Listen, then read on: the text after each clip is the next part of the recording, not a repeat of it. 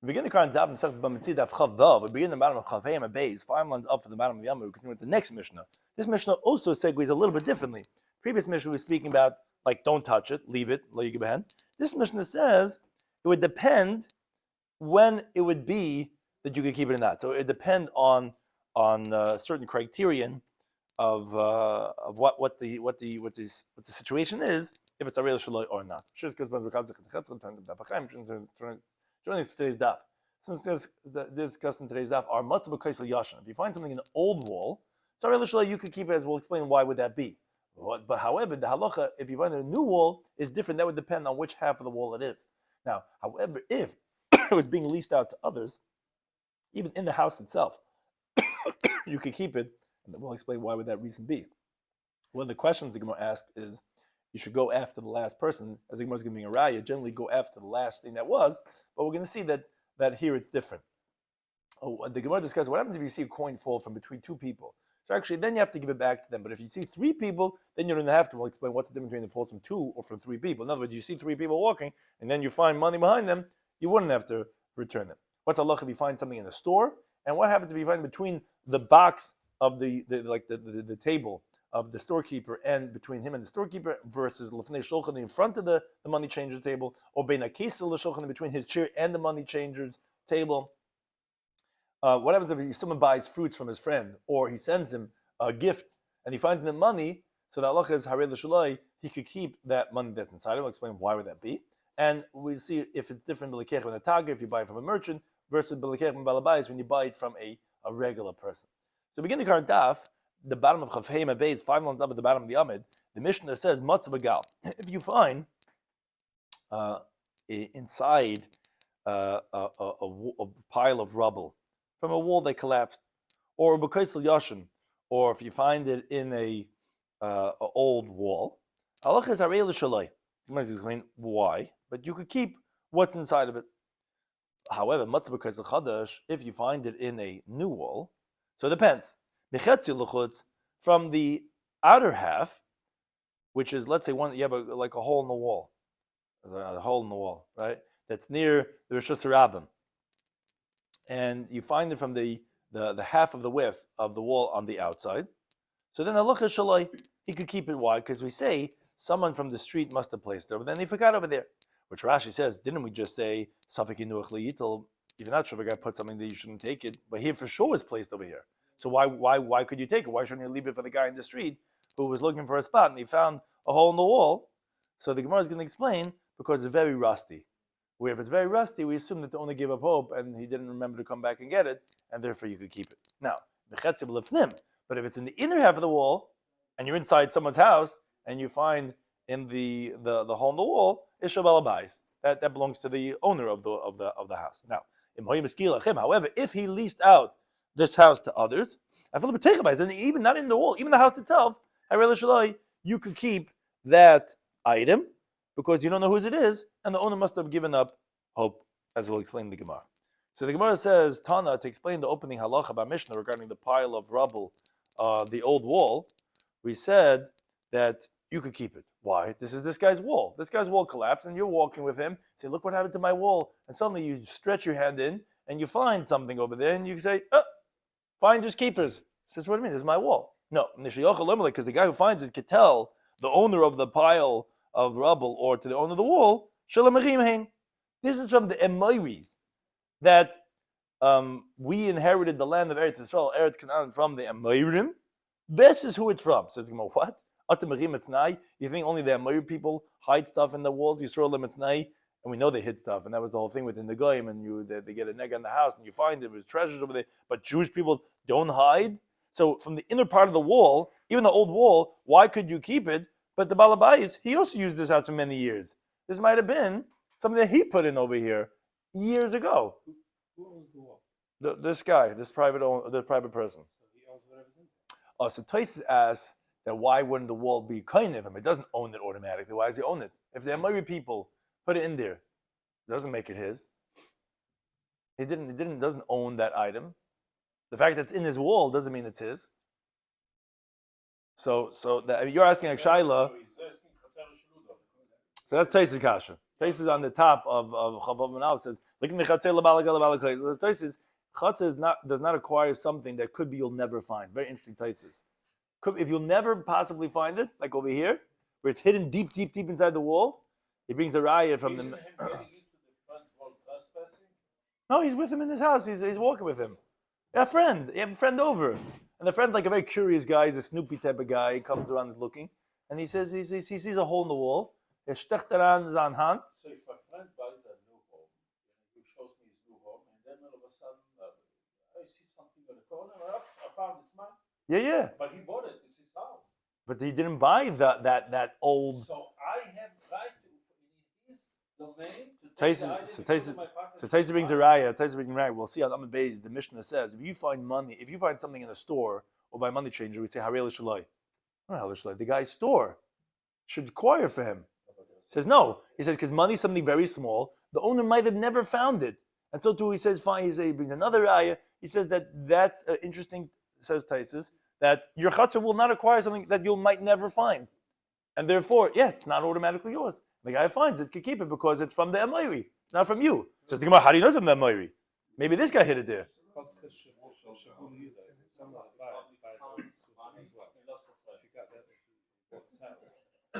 Well, first of all, they didn't buy from the Emoiri. They just chased him out. But also, it's not so posh that you bought that, and that's the famous story with the Pinchas Ben Yair or whatever. You didn't buy what's inside of it. You bought the house, not the items inside. So, but the Gemara says, okay, fine. But how do you know it's from the Emoiri? Maybe it's from you think Jews don't hide stuff? What do you mean? We have mattresses for a reason. What does that mean? That how do you know we didn't hide? So I said, Lo Tzricha says, no, it's because in Chavav Manalev, the Shasach Tvei. It's very rusty. We're that long, the owner would not have left it. This looks like, that they find this old thing from 3 owners before. They find that, this behind this wall, whatever. And therefore, the guy who finds it could keep it. Now, however, that's by old wall. Says the Gemara, but a new wall, so it depends. From the outer half, Shalai could keep it. Must have been someone who was walking by and they put it over there. Because of them, the inner half, Shabbat belongs to the owner of the wall. Now, related to this teaching of finding in the wall, some of Rashi says sakina. When someone finds a knife in one of the holes of the wall, that has a distinct halacha. That you go basar kata. That you go based on the handle. If the handle is on the inside, must have been the people inside the house put over there. If the handle is on the outside, must have been the people in the street put over there because that's how you hold a knife. You don't hold it from the blade, you hold it from the handle. So too, v'kisa, a purse. Basar shnotze. You go based on the straps, where it has a strap. If the strap is on the inside, it's from the inside strap on the outside and the outside. So you go, okay, wait, well, because it's Amish that's in Mechetz L'chot Shaloi. If it's in the outer half, you can keep it. Mechetz of name in the inner half Shabal Bais, it belongs to the owner of the house. Whoa, but let's see. Who cares which half it is? Ikata Lagav, if the blade is if the handle's on the inside, so then it goes to the inside. Ikata Labar, if it's on the outside, the outside. Ishnatz Lagav, if the straps are on the inside, Ishnatz Labar, if it's on the outside. Who cares which half it's in? So the Gemara, you're right. Masina, our Mishnah is talking about bu'udra. We're talking about with soft fabric, venascha, or like a bar of silver, which has no handle. That would depend which half it's in. Now, related to the Braysim, what do you do if, let's say, the item fills up the whole hole in the wall, WHO, from the object that takes up the whole width of the wall? So then chalk, and then you split it. Says pshita, obviously, it's in both halves. Says no, you would need to say the meshapa, where the wall is slanty, the chad gisa on one side. What would you say that really it was in the half that's higher in the beginning? But then it spilled down, it slid down to the narrow side, and maybe you give it to the one that's on the higher side. They know that now that it fills up the whole thing, Allah is going to be chalk and you divide it. Now the Mishnah said, however, if this guy had an Airbnb, he lives over here, but he rents out his house. And even you find in his house, you're walking with him in his living space, in his party room. You, the guy walking with him, can keep it because you don't know whose it is. Says Gemara, wait a second. Why is that the halacha? I mean, we don't assume it's the owner's thing. And like we said, it's not automatically his, even though it's in his house. Because he might never have found it, just like the guys who left didn't find it. Why don't you go on the last guy who rented the house, say it belongs to that guy? Why? So the Gemara brings an interesting discussion. So we're getting out, but Milait's not. Didn't we learn the Mishnah Masechet that says like this? Moshe Nimtzu, if you find money in Yerushalayim. Now, depending where, it's going to have a different halacha.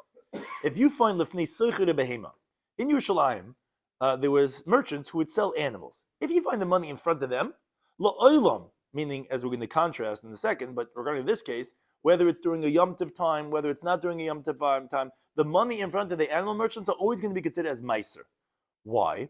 Because most of the meat that's eaten in Yerushalayim is meiser money, meaning people have produce. They don't bring their meiser. It's too much. You would have to take U-hauls after U-hauls to bring all the meiser from all the produce of the Eretz Yisrael to Yerushalayim. They just do a pidyon. They mean the money. With the money, the halacha is you have to buy food. Most of the people, they don't get a chance to consume in Yerushalayim all their meiser funds by the time they have to leave. So what do? They give the meiser monies to the poor of the city of Yerushalayim or to their friends who live over there. So most of the expenses of meiser, people would buy karbanei shlamim from them. As we learn now, sham from meiser from shlam, as the Gemara says, so the meiser funds, although it can be used for any type of food, but generally used for karban shlam. So any guy who's buying animals from the Seichei Yerushalayim of Seichei Behema are generally using meiser money. So if you're going to find by the Seichei Behema, we're going to assume that it's meiser. Fine, that's one halacha. Bahar Bayis, on the Temple Mount, we're presuming that it's chulin, as Rashi explains, even during a Yom Tov period. Now, what do you mean? Didn't you tell me that most of the money in town during a Yom Tov, as we're going to say in a moment, is meiser? That's because the ones who are oile regel bring money of the meiser to consume it, but they don't. We don't go based on the majority of the year and go based on the Yom Tov. Rather, we say it must have fell from before Yom Tov, and they're chulin. And as we'll explain in a second, the reason for these halachas, Taisa actually asks, he says, well, what you told me on the Temple Mount, that the money, you go based on the majority of the year, even it's a Yom Tov now, which is chulin. He says, but doesn't the Gemara say in Brachas that a person is not allowed to come in the Har Bayis with his money? So we should presume to the contrary, it must be hektish, because hektish, they have to bring the coins into the lishka. So why would you say that it's chulin? So it says, no, the isra of coming in with money is only mois hatzerurin, like besadina, befahes. It's like you bring a big bundle of money. That looks like you're coming to do business. That's a genai. But stop money in your hand, that you're allowed to have. And then people do have chulin money in their hands. And that's, we presume that it's always going to be chulin over there. Now, Yerushalayim, this is the main halacha we want in all the other marketplaces of Yerushalayim, not by the animal merchants. So it depends. When it's other days of the year, chulin, most money in town is regular unconsecrated money. Regular during the Yom Tov, hakol meiser, we presume everything is meiser because most of the money in town is from people that oil regel and they're bringing their meiser money. Okay. Now, Rabbi Shloimy Schwartzberg says, my time. What's the reason Yerushalayim during a Yom Tov you presume it's meiser? Why don't you say it's from before, like we said by the Har Bayis? That if you go based on the majority of a year, money that you're finding could be from a week ago, from 2 weeks ago, versus just who said it fell today. So why are you assuming that it's meiser? So on that says Rabbi Shemaya, he says because in the marketplace of Yerushalayim they used to sweep it every single day. If it fell before the Yom Tov, then those who are the sweepers, the cleaners, would have found it already. Now, what's with Har Bayis? Says Rashi, no, they didn't have to sweep every single day because there's no dirt that accumulates over there. First of all, because it's a mountain, it's slanted, so it doesn't gather, and also because no one comes over there with their shoes or the dust on their feet because you have to get it off before you come on. So they didn't have to clean every single day. But in Yerushalayim, they swept every single day, so therefore we don't presume it's from a week before. We presume it's from what's going on right now. Okay, but this is the main point. It's a little bit winded, but Alma says the Gemara, you see that something that you usually sweep, like the Shukei Yerushalayim, I mean, we say, Kamoy Kamoy Asli, whatever here first is gone, and these are the last things that we hear. So when you rent a house, when the guy leaves, and anyone who's gone with their wife knows, they're searching every corner, like you think, who knows, they're doing bedikas chametz to take out, maybe we lost a sock over here or a shoe over here, and they're taking everything, and then they leave. So you should say, if you find something with the owner who's coming by showing you his Airbnb, kama azal, whatever was there first is gone. And this must have been forgotten by the last person that used the apartment, because it was from the earlier ones that forgot it. The later ones would already found it. So what's the question that you're saying, oh, you don't know whose it is, so you can keep it? What do you mean? you know it's from the last person. So that was, again, a long-winded explanation to show that if something that's usually cleaned out, which people that use apartments clean it out, that's for sure from the last person. So Shlakish Mishim Bakapari says, no, it's not difficult because we're talking about Kagoin Shasoi Pundik. We're talking about with this owner of this house, what he actually does, he makes it into like an inn, like a hostel, where people come and they stay there a night or two, and he made it L'Shleish Yisrael, for 3 Jews in one shot. And all the more so if they were not Jewish, but even if they're Jewish, but whoever loses the money is miyayish, because it doesn't know from who he should collect it from, because they're all there at the same time. So if you have like one of these, Bikkur Chaylim houses, or other people, a few people are using this common area, and someone dropped it, so there's no last person, because they're all using this together. Okay, but one thing says the Gemara Shema, the Gemara comments that you could infer that we had a question in the previous daf. Halacha Rabbi Shimon ben Elazar, that you could keep something when there's more than one person, afilu b'Rabbi Yisrael, because you see a guy's going to give up hope, and he doesn't rely that they're going to give it back to him, because the mission is not differentiating if it has a simon or it doesn't have a simon. You see, even somebody that has a simon, but it's b'makom shirab mitzuyim sham, which is over here, you have a few people staying together, that even where they're Jewish, you see the guy's going to be miyayish, and therefore you could keep it. So Gemara says, no, we don't want to bring a right to that. So Elamar of Nasha Bar Yaakov, he says, we're talking about where that was made into a motel for 3 non-Jews, which Rashi just points out, only because we said Shleisha by Yisrael, we picked also Eved Gechavim, but the truth is, even if it's one, as long as he's the last guy, if it's a non-Jew, you don't have to return it. So therefore, it could be that was a Eved Gechavim, that's why you could keep it. But again, it's even in the guy's house, the Jewish owner, because it's not his, it's from the last guy, a guy who was there. Rav Nachman Amar Rabbi Baravua, he says that no, afilatem you could even say that it was L'Shleisha Yisrael, that it was rented out to 3 Jews. And you won't be able to resolve the question we had to say halacha like Rav Shimon Lazar, even by Rabbi Yisrael. Why? Because even the Rabbanan, when do they disagree on him and say that no, you have to call it out when it's with Yisrael? That's where it fell in the Makom Shirab Mitzuyim. It felt like in a public area where he doesn't know all the people that are there. So the guy who loses it thinks, and he says, whoever finds it doesn't know who it fell from. When it comes to Yom Tov time, he'll call it out. I'll give it to him and I'll take it. Why here is it worse? That even the Rabbanan would agree that you could keep it. My timer says the Gemara, the guy who it fell from is giving up hope because he knows everyone that was here for the Shabbos, let's say, and he asked them and they didn't admit. He's telling himself, let's see. There was no one else here that stayed here for Shabbos besides these guys. I told them many times to return it to me, but they weren't returning anything to me. Now they're going to return it to me? If they had a mind to return it, they would have returned it to me. Why were they not returning it to me? They must have a mind to steal it. And then the guy's miyayish, and then the guy who finds it with the owner who comes by on Sunday to look at the apartment, he could keep it and it's not a right to Shimon Lazar because it's a different reason. Even the Chacham would agree over here that you could keep it because the guy's like, yeah, I know everyone that was here. I asked him, and no one admitted. Now the guy actually lost it, but he's miyayish. He thinks they're stealing it from him, and therefore that's why he could keep it. Says the Gemara of Rav Nachman Tamei. Rav Nachman, who said this pashad, is going according to his reasoning that if there's 2 other people, a guy's going to be miyayish and he's going to think, okay, they're stealing it from me. I'm obviously never getting this back. Then Rav Nachman says the following halacha. Ros Sela, as we continue to Beis, Shenafim Mishnayim. If let's say you see 2 people walking, and then you see there's a coin that fell from somewhere between the 2 of them, Chayav lahaksa, then you have to return it. My time, what's the reason? Very simple. The guy who fell from does not give up hope. Mami says, let's see. There was no one else with me but this guy.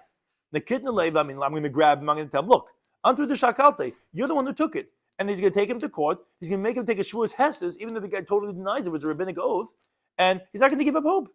Right away, when he sees that it's not there, comes out that the guy who did pick it up, it came to his hand before Yish. And Rashi says, Allah is like a baya, that even though ultimately, when he's going to find out the story, he would have been Miyayish, but that's Yish Lamadas, and that's not considered as Yish. But, says Rav Nachman B'Shloisha, but let's say it fell when you saw three people walking. Then, interestingly, in Chayav L'Hachzor, then you don't have to return it. Why? My timer. Because this is human psychology. Here, the guy who fell from is for sure going to give up hope. Because Mami says like this. Let's see. Today have a badoi. There was two people with me. In the kitten lahai, if I'm going to grab this guy, Mami says, let's check out that, I didn't take it. But in the kitten lahai, I'm going to grab the other guy, Mami says, let's check out, I didn't take it.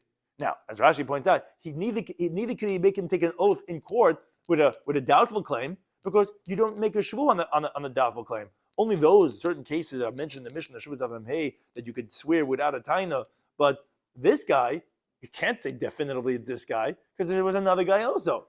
Now, says Rashi, if you're going to say, but the guy who got it before the guy was miyayish, and we know halach is like Abaye bayal kagam, it's not true, says Rashi. Monies, people know right away, like Rabbi Yitzchak said, the person's always feeling his purse, feeling his pocket on the base. So he knows right away. And he thinks, you know what, I'm never getting this back, because each guy is going to say it was someone else, and therefore he's going to be miyayish.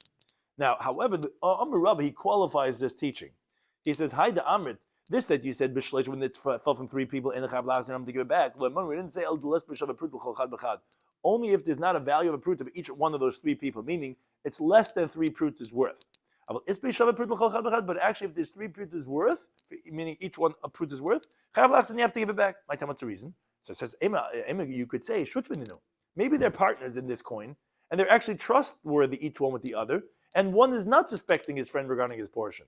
And therefore, when this guy's going to feel his person, he's not going to find it.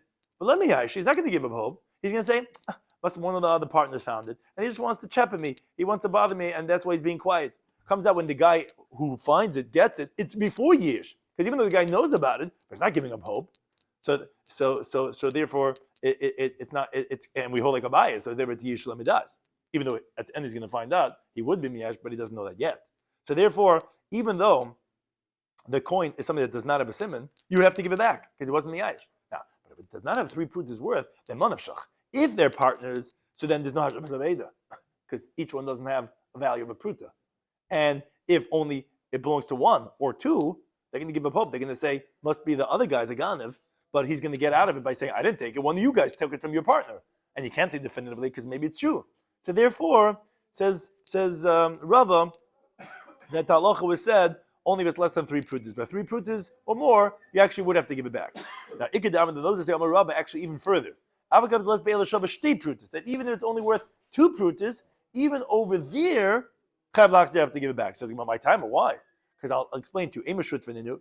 I could say that maybe they're partners and they trust each other and they're not suspecting each one with the other. Comes out when they came to this guy who finds it, it was before years, and there is a chiv of pruta. How is that possible? It is 3 people. There's only 2 prutas. Maybe one guy actually pardoned. He says, I don't need I don't need a pruta. So he's meichelet, and therefore there is a shava pruta for each one of the owners, which with a chiva shava, and no one's suspecting anyone because they're all our partners. Therefore, even then, you would have to give it back. Now, another qualification of Rav regarding halachas in general of chiva shava zaveda. Interesting how he defines which isurim you can be over when. Rav, he says like this: Let's say similar of the theme that we're talking about. You're walking behind someone, you see that he drops a coin. Case number 1: if not l'fnei years, as Rashi explains, how's that possible? How could you take before years? The guy's always checking his pockets. You didn't delay a second. Your mom was right behind him, and he didn't check his pockets yet. So if you take it before he gave up hope, and you took it, you had in mind, you saw a nice, crisp $100 bill fell out of his pocket. This gevir, this drunk gevir, and you're walking behind him. You see, he fell out of his pocket. You took it with the intention of stealing it. You violate all the negative prohibitions, all the isurim that apply to this, which are: number 1, mishum le'sigzel, isur of not to rob. Number 2, because you don't intend to return it. Number 3, mishum le'suchel alam, that you're not supposed to hide from returning it. You don't plan on doing that. You took it to steal it. You're violating all 3. Now, moreover, says the Gemara, now even though you see the guy looking, he chaps it, he's filling his pocket for his $100 bill, he's looking around, he's like, oy vey, violate chasar and kiss, right? And you feel you have charata, Purim, Yom Kippurim, Heilige Yom Tov. You say, oh, you dropped something. Shkaich, thank you so much. You give it back to him. It doesn't make a difference. You're giving him a gift. This you did is done. You're not remedying it. You're just giving him a gift now of money that you already got. Now, Taisa points out How could you say then? Divrei Maskal Matana. He says, when the Lavalei Sigzil is called Nitig La'aseh, like the Gemara says in Chulin. So if that's the case, since regarding Gizela is not called Matana, so Hashav Teshivim also, why you're not Misakin? You're doing Hashavas Aveda. So it says you're right. This that we said that you cannot remedy it, it's just like a gift, is going only on the Lavalei Suchel Salam. That you violated, because you didn't give it back before years. Now it's Miyayish, it's already too late. You lost out on your Leisuchel Salam. But of course you're doing Hashavas Gzela. Of course you're remedying this, the Hashav Teshivim, it's just Leisuchel Salam, that Isur da Abed, it's too late. That's case number one. Case number two, what happens if not lefnei years? You took it before it's miyash, but I'm not nachzir. You're a tzaddik. You had a mind. You're like, oh, Nebuch, look at this guy. He's running into that party bus. You had a mind to give it back. Then you see the guy tapping his pockets, and he sees that he's getting red in the face. You see, and he's like, oh, I lost the $100. So after you see the guy give up, you're like, you know what? The guy doesn't really give up already. So I'm going to keep it. He has a mind to steal it now. What's the halacha? So Oiv Mishum now he only violates one isser. He only violates Hashiv Teshivim of the mitzvah of returning someone's lost object, because as Rashi explains, Loi Sigzil you didn't violate because that's only at the time of the taking. When you took it, you did not intend to steal it. So there you didn't violate Loi Sigzil. And Loi Suchel Salam you also is only a problem when you close your eyes and you stop from saving. But if you took it with intention of returning it, and then only after Yish did you have in mind to steal it, you weren't Mesalim, but Hash Teshivim that you're violating, because that's from when you take it until you return it, and you're not returning it. So only going to violate Hashav Teshivim. Case number 3. Himton law, let's say you waited when you saw the guy drop money. You didn't take it to return it. You waited Asher Nisar Shabam. You're watching from afar. You're that sober, the one sober guy there in the room, and you're watching. You see this guy dancing, and the money fell out of his pocket, and you wait, and you suddenly see him like get red in the face, and he doesn't see it, and then you take it. Then you only violate the isser of don't hide from returning it, because you did hide. You did stay away from returning it when you saw it fall, but there's no Hashav Teshivim because you got already miyayish. There's no Sigzil because it's already hefker already. But you violated leisuchel lehisal. Now another teaching from Amar Rava, he says, Hayman the Chazi, if someone sees the Nafal Zuzi Mechavi Bechalsa, if let's say you're on the beach, Chof and Efrat, of course, but you see money fall from a guy between the sands, and and you find it and you take it, you don't have to give it back to him. My time, what's the reason?